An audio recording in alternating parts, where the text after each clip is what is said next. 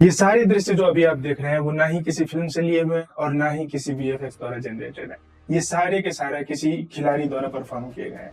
और आप सोच करके देखिए कि यही सारे सीन, रोमांचक सीन, अगर आपको हम 3000 साल पहले दिखाते तो क्या आप रोमांचित नहीं होते?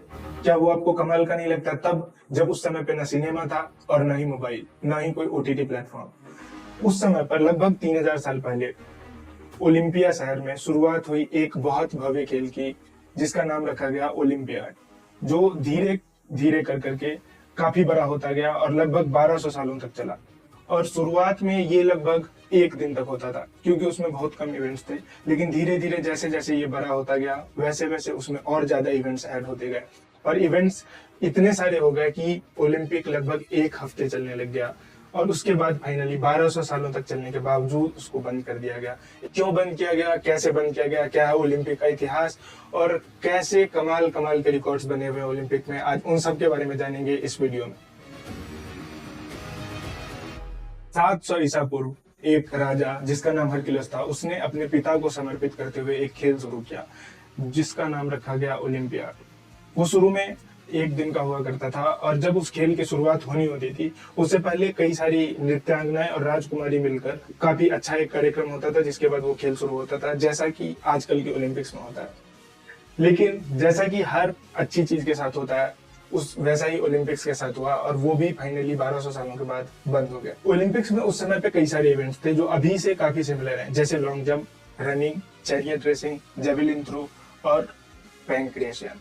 पैंक्रेशन में खास बात ये थी कि ये अभी के WWE से काफी सिमिलर था। उसमें सिर्फ दो ही मूव्स अलाउड नहीं थी, एक किसी के आंख में मारना और दूसरा किसी दूसरे खिलाड़ी को दांत काट लेना। बाकी सारे मूव्स लीगल थे, बिल्कुल WWE की तरह।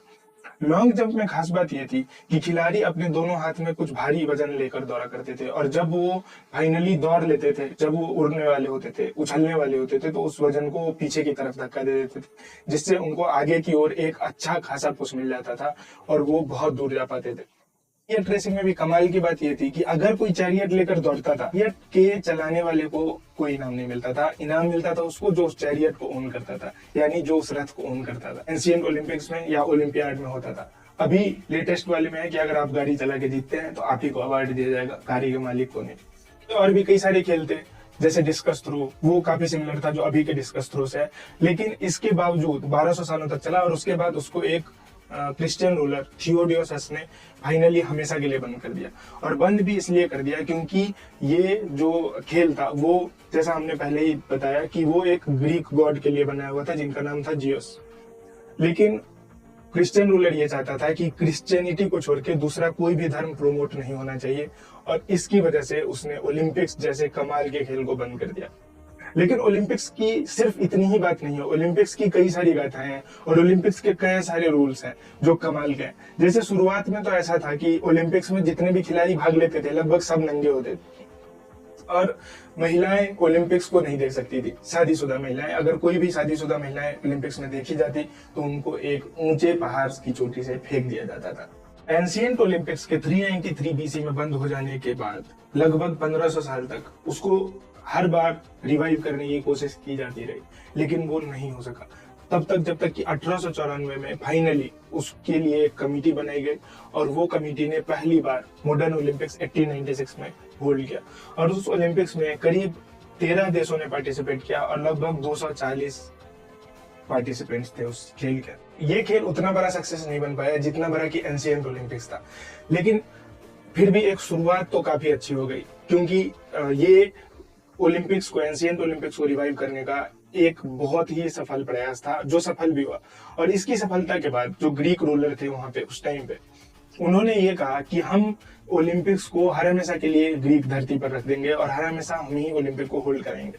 लेकिन जो भी ओलंपिक्स की कमेटी थी वो ये बात जानती थी कि चूंकि ग्रीस के पास इतना पैसा नहीं होगा कि वो ओलंपिक्स का हर एडिशन होल्ड करा पाए, और दूसरा कि अगर ओलंपिक्स एक ही जगह पे बार बार होता रहा तो उसको इतनी पॉपुलैरिटी नहीं मिल पाएगी जितनी की उसे मिलनी चाहिए। इसलिए ओलंपिक्स का जो भी होस्ट कंट्री है वो रोलिंग बेसिस पे डिसाइड होता है। वो पहली नए एडिशन के साथ ही डिसाइड हुआ था और 1896 के बाद ओलंपिक्स धीरे धीरे करके इवॉल्व होता रहा। जैसे कि 1896 में जब ओलंपिक्स हुई, उसमें शुरू में सिर्फ 2 ही लोगों को पुरस्कार मिलते थे, फर्स्ट और सेकंड। फर्स्ट को मिलता था सिल्वर मेडल और सेकंड को मिलता था ब्रॉन्ज मेडल। लेकिन 1904 में ये बदल दिया गया और इंट्रोड्यूस हुआ गोल्ड मेडल। तो अब 3 लोगों को प्राइज मिलने लगे, फर्स्ट को गोल्ड, सेकंड को सिल्वर, थर्ड को ब्रॉन्ज।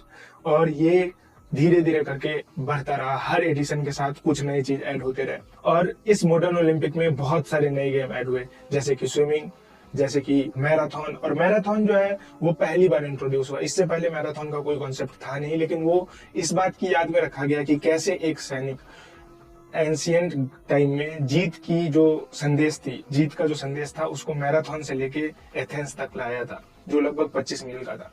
इसी की याद में मैराथन को रखा गया और वो भी हिट हुआ, काफी हिट हुआ। और पहला मैराथन एक ग्रीक व्यक्ति ने ही जीता था। और धीरे धीरे करके हर साल ओलंपिक इवॉल्व होता रहा और फाइनली ओलंपिक्स को 1924 में सबसे बड़ी सक्सेस मिली, जिसके बाद एक और नया एडिशन ऐड हुआ ओलंपिक्स का, जिसको हम कहते हैं विंटर ओलंपिक्स। मॉडर्न ओलंपिक्स की शुरुआत के साथ एक चीज जो पुराने एंशिएंट ओलंपिक्स से लिंक करती हुई है, वो ये है कि जो भी मशाल जलाई जाती है ओलंपिक्स की, वो ग्रीस से उठाई जाती है। उसकी जो पहली आग होती है वो ग्रीस से उठाई जाती है और उसको रिले रेसिंग करते हुए लगभग 11 दिन तक चलाने के बाद मेजबान देश तक ले जाया जाता है। ये भी कमाल का है। ये उस टाइम का प्रथा है, एंशिएंट टाइम का, जो आज भी फॉलो किया जाता है।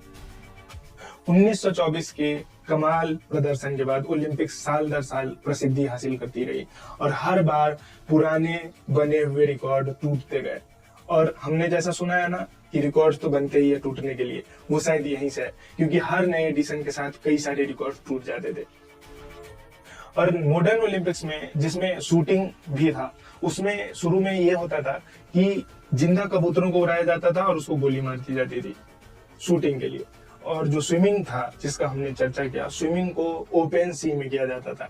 और इससे कई सारे लोग ऐसा करते थे कि वो ठंड की वजह से ही उसके अंदर जाने से डर जाते थे और हार मान लेते थे, और जो उसमें चला जाता था 50-100 मीटर तक, वही जीत जाता। ओलंपिक्स के पहले एडिशन में महिलाओं को पार्टिसिपेट करने की परमिशन नहीं थी, वो 1900 में हुआ। 1900 में पहली बार महिलाओं को परमिशन मिली कि वो भी ओलंपिक्स गेम का हिस्सा हो सकती थी। 1965 से लेकर 68 तक एक आदमी थे जिनका नाम था डिक फोसबेरी। उन्होंने हाई जंप के क्षेत्र में एक ऐसा कमाल का करिश्मा कर दिया, जिसने हाई जंप के हिस्ट्री को ओलंपिक्स में हमेशा के लिए बदल दिया। उन्होंने उनसे पहले 1968 से पहले ओलंपिक्स में जो हाई जंप होते थे उसके कुछ लिमिटेड रूल्स थे, और वो ऐसा होता था कि दौड़ा और जंप कर गए।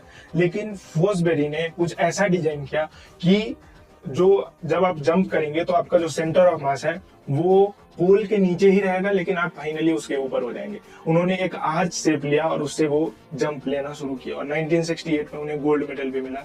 और उसके बाद लगभग सारे के सारे खिलाड़ी जो है धीरे धीरे करके फोसबेरी फ्लॉप पे शिफ्ट हो। और ये तो सिर्फ एक आदमी की कहानी है, लेकिन धीरे धीरे करके बहुत सारे ओलंपियंस आए जिन्होंने इतिहास रच दिया। पहली बार अगर हम बात करें तो सबसे जाने माने आदमी की बात करेंगे, जिनका नाम है माइकल फेल्प्स, जिनके पास लगभग 28 ओलंपिक पदक है। उनके पास 23 गोल्ड मेडल है, इकलौते एक आदमी के पास, जितना कि एक कंट्री इंडिया के पास भी नहीं है। और इस ओलंपिक गोल्ड मेडल के साथ कमाल तो तब हो गया जब 2008 के सिर्फ एक ओलंपिक एडिशन में उन्होंने एक के बाद एक करते हुए लगभग 8 गोल्ड मेडल जीत लिए। और उसमें से 7 प्रतियोगिता में उन्होंने वर्ल्ड रिकॉर्ड ही तोड़ दिया था। और उसके बाद लगभग हर एडिशन में उन्हें गोल्ड मिलते ही रहे हैं अब तक। लेकिन इसके बाद अगर कोई दूसरा खिलाड़ी आता है ओलंपिक्स का नाम सुनकर, उनका नाम है उसेन बोल्ट, जिनके बारे में लगभग हम सब ने सुना ही है। वो ऑस्ट्रिच से भी तेज भाग सकते हैं और वो अब तक लगभग 8 गोल्ड मेडल जीत चुके हैं ओलंपिक। माइकल फेल्प्स और उसेन बोल्ट अब तक के ओलंपिक्स के इतिहास के सबसे सफल खिलाड़ी रहे। लेकिन इंडिया के सफर की अगर हम ओलंपिक में बात करें, वो काफी आसान नहीं थी। 1900 से इंडिया पार्टिसिपेट कर रहा है ओलंपिक्स में, लेकिन हम उस समय की बात नहीं करेंगे क्योंकि इंडिया गुलाम था। और जितने भी इंडियन रिप्रेजेंटेटिव्स यहाँ से जाते थे खिलाड़ी, वो असल में इंडियन नहीं, ब्रिटिश हुआ करते थे। तो लेकिन उसके बावजूद भी अगर हम 47 के बाद की भी बात करें तो इंडिया को पहला गोल्ड मेडल कब मिला पता है? 2008 में। वो दिलाया किसने? अभिनव बिंद्रा ने, शूटिंग के लिए एयर राइफल चलाकर उन्होंने इंडिया को पहली बार गोल्ड मेडल दिलवाया 2008 में। इतना लंबा वेट करना पड़ा इंडिया को गोल्ड मेडल लेने के लिए। इसके बाद धीरे धीरे करके साइना नेहवाल, इन सब ने भी ओलंपिक में बहुत सारे पदक हासिल किए, सिल्वर मेडल। और एक और अभी जो काफी रिसेंट कीर्तिमान है नीरज चोपड़ा के द्वारा, वो ये है कि 2020 टोक्यो ओलंपिक्स में उन्होंने जेवलिन थ्रो करके वर्ल्ड रिकॉर्ड तो तोड़ा ही तोड़ा, उसके बाद भी उन्होंने बहुत अच्छा प्रदर्शन किया और भारत को एथलेटिक्स में पहली बार गोल्ड मेडल दिलवाया।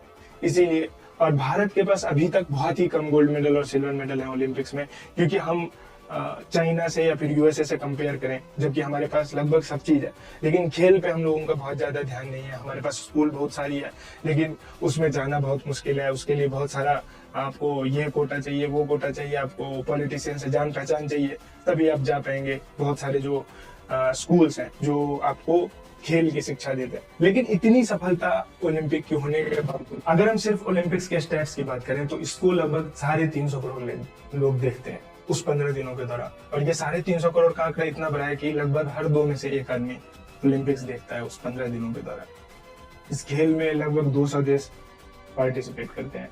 लगभग 15,000 खिलाड़ी इस खेल का हिस्सा होते हैं और इसमें लगभग 400 से ज्यादा इवेंट्स होते हैं। और ये खेल लगातार 15 दिनों तक चलता है। इस खेल को देखने के लिए लगभग 10 लाख लोग दूसरे देश से उस शहर में आते हैं जहाँ पे ओलंपिक हो रहा होता है, और इससे मेजबान देश को काफी फायदा होता है टूरिज्म में, और उनके अपने लोकल चीजों को, लोकल कंपनियों को प्रमोट करने। अगर इसी को हम फीफा वर्ल्ड कप से कंपेयर करें तो फीफा वर्ल्ड कप एक बहुत बड़ा खेल है। फीफा बहुत बड़ा खेल है, फुटबॉल का खेल है, बहुत छोटा 90 मिनट का खेल होता है, उसमें काफी एनर्जी लगती है, काफी लोग इसको देखने आते हैं। लेकिन फीफा से भी बड़ा एक जो खेल उत्सव है वो है ओलंपिक्स, और फिर भी इसमें क्रिकेट शामिल नहीं है। आप जरूर अपनी राय बताएं कमेंट करके कि क्रिकेट ओलंपिक्स के अंदर क्यों शामिल नहीं है।